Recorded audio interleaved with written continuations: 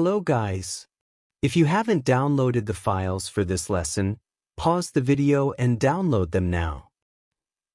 Let's open the Lesson-4 folder in VS Code. As promised, in this lesson we begin to style text using CSS, which offers us at least as many possibilities as a text editor like Microsoft Office. This lesson is a brief introduction, as there will be many more things to learn about styling text with CSS along the way. We open the textstyling.html file and find a link to the reference we will work on. I will open Live Server and click on the link because we need to do the same thing, or at least be close. It looks like a lesson card. It has a title, some information, a description, and a footer. Simple enough. Let's get started.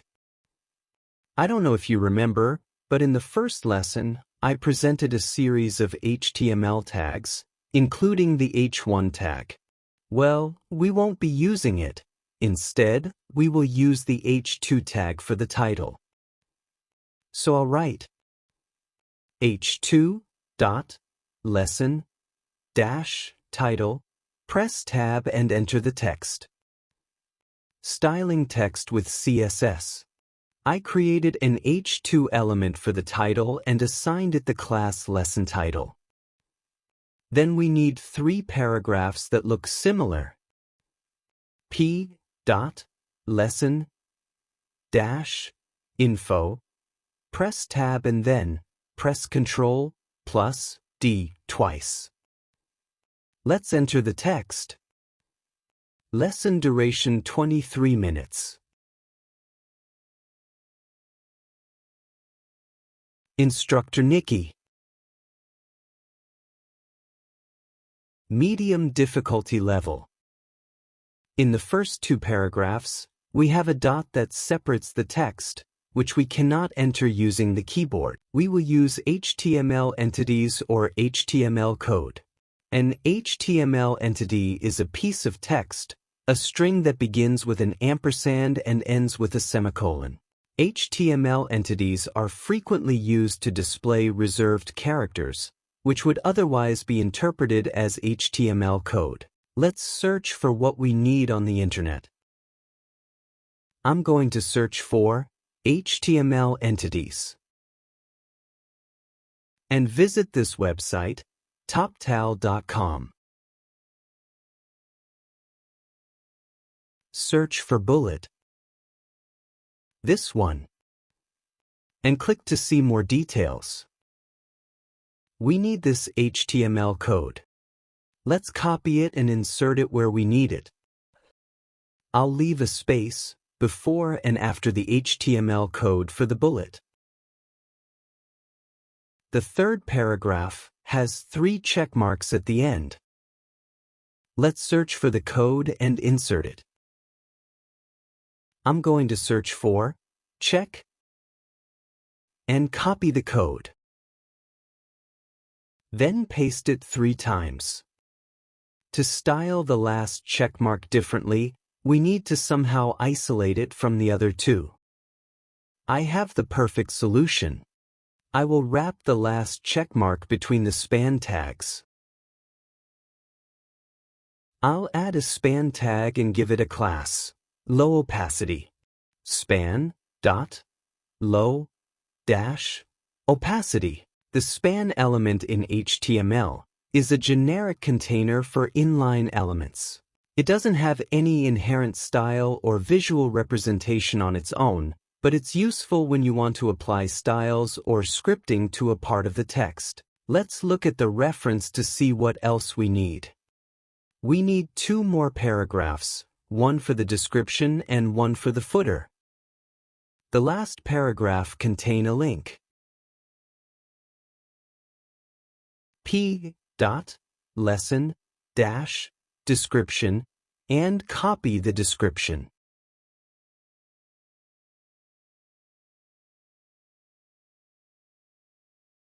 And let's add the last paragraph. I will use an emit abbreviation.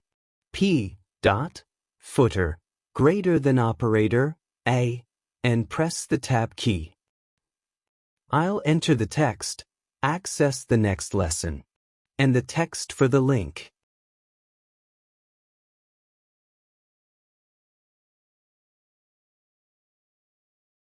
Structure of the HTML document. Instead of a URL, I'm going to put a number sign. The hash symbol or number sign is used as a placeholder href value when you don't have a specific URL to link to. We have finished writing all the HTML code we need, so let's start styling. P, curly brackets, margin top, 0.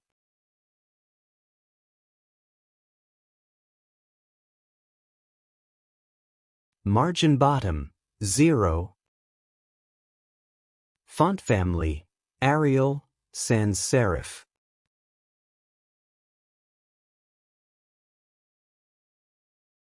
Arial is one of the most widely used fonts in the world. However, if the Arial font is unavailable, the text will be displayed using any available sans serif font.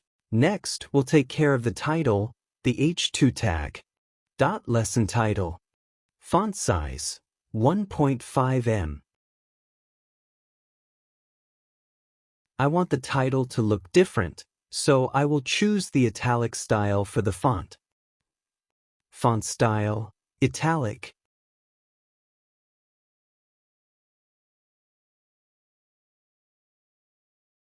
Additionally, I want a space between the title and the rest of the text. Margin bottom, 25 pixels. Next are the 3 paragraphs that have the class, .lesson info. Font size, 0.75 em.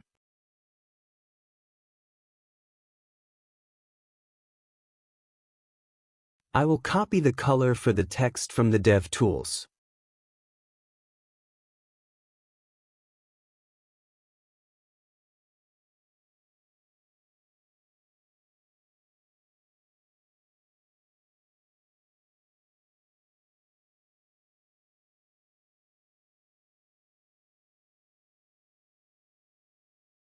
Margin bottom, 8 pixels.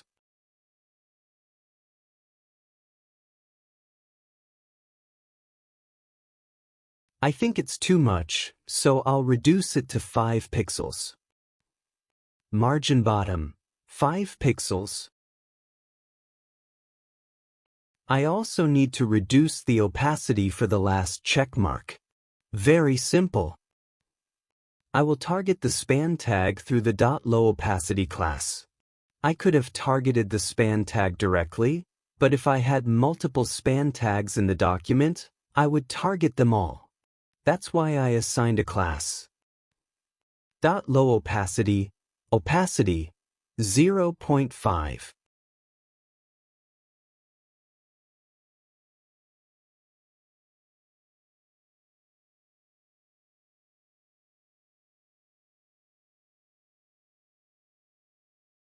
Next is the lesson description. Lesson description. Font size, 1 em.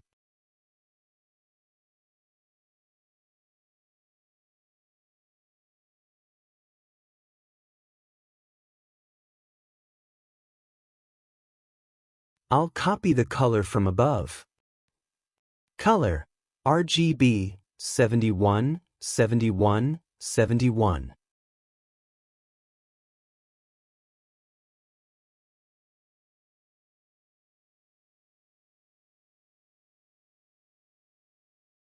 I need to set a width for the description. Width, 200 pixels.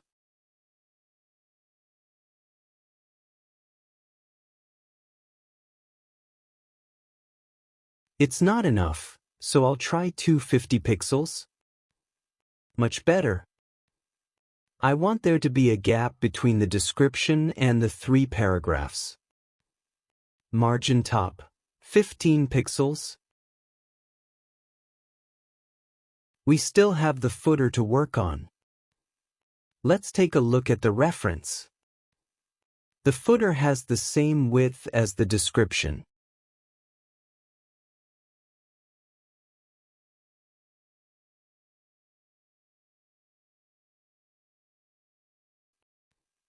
Width, 250 pixels.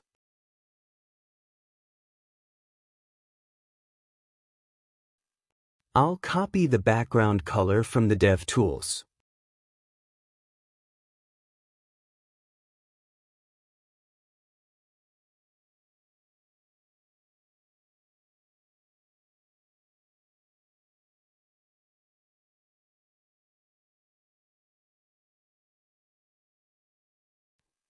Background color, RGB, 31, 95, 190. The text color will be white. Color, number sign, FFF. Align the text to the center. Text align, center. The font appears to be slightly smaller than the description, just a bit. Font size, 0.9 em. It looks good like this. I need to add some space inside the footer, both at the top and bottom. Padding, 20 pixels for top and bottom, 0 for left and right. Too much? Maybe 12 pixels. Yes, it looks good, we'll keep it like this. And a margin at the top. Margin top, 20 pixels.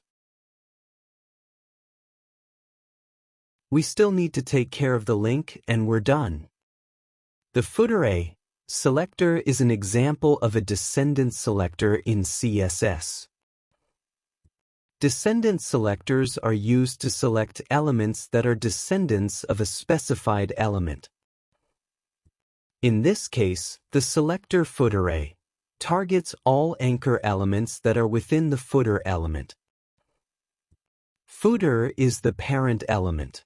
A is the child element. So, any hyperlink within the footer element will be affected by the styles you applied to footer A. This is useful if you want to apply specific styles to all links within the footer without affecting links elsewhere on your web page.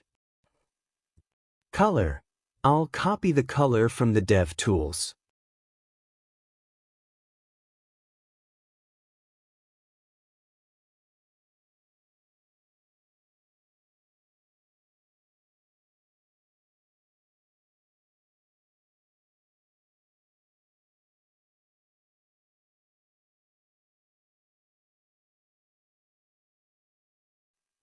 The color is in RGBA format. In RGBA, the A stands for alpha. The alpha value controls the opacity of the color and ranges from 0, completely transparent, to 1, completely opaque. Text decoration, none.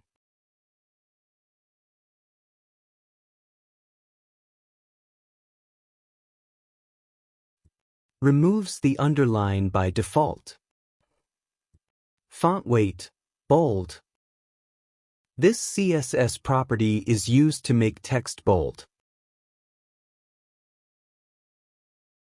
When you apply this property to an element, it increases the weight, or thickness, of the font, making the text appear bolder and more prominent.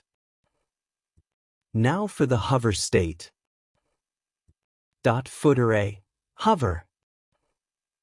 Let's copy the color from above and change the alpha value to 1.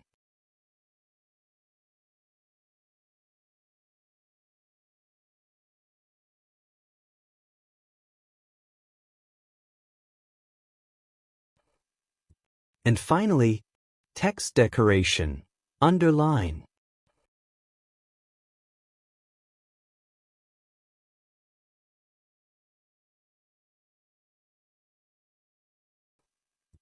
Adds the underline back when hovered.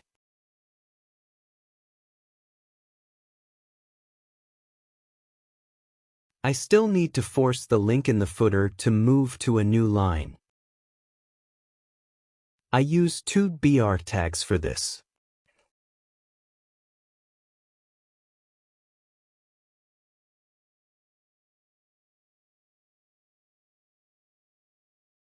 If we look at the reference, I'd say they're pretty much the same. If we look at the code, we see that for the P selector we have margin top, 0, margin bottom, 0. And further down we have lesson info, margin bottom, 5 pixels, lesson description, margin top, 15 pixels. What actually happens? Which declarations are executed and in what order? Well, the answer is simple. Declarations are applied in a cascading manner as follows. Margin top, 0, margin bottom, 0, are overridden by the following declarations. Margin bottom, 5 pixels, margin top, 15 pixels. But what if we copy this rule and paste it at the very bottom?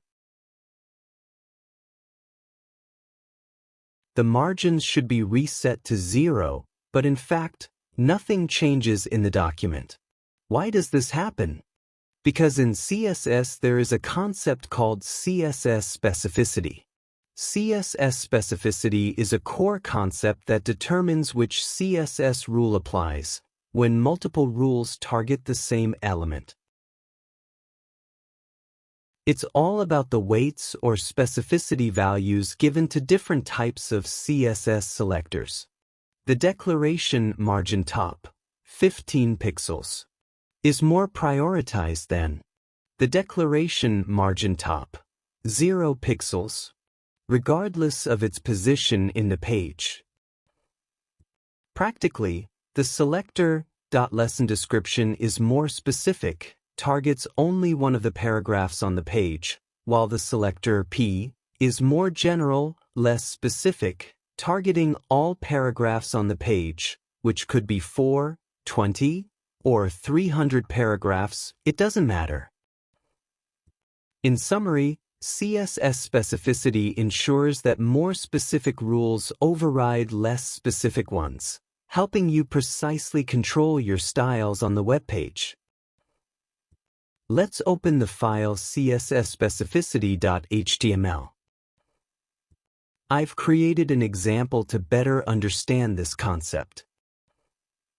It's a simple paragraph that includes an ID, 2 classes, and inline styling. The paragraph text is colored red because inline styling has the highest specificity of all. These calculations help determine which CSS rules take precedence when multiple rules target the same element. The higher the specificity value, the more specific and prioritized the rule is. If there is something I may not have explained very well, or if you want to find more information, I recommend visiting MDN Web Docs, the best and most accurate source of information. MDN Web Docs, Mozilla Developer Network, is a comprehensive resource for web developers. It provides detailed documentation, tutorials, and guides on web technologies such as HTML, CSS, JavaScript. The website is maintained by developers for developers, ensuring up-to-date and accurate information. My intention is to show you how to work practically, not to read the documentation for you. You can do that yourself, and I strongly advise you to do so because theory is essential. That's it for this lesson. I hope you found it useful. I look forward to having you join me in Lesson 5, where we'll explore many more interesting topics.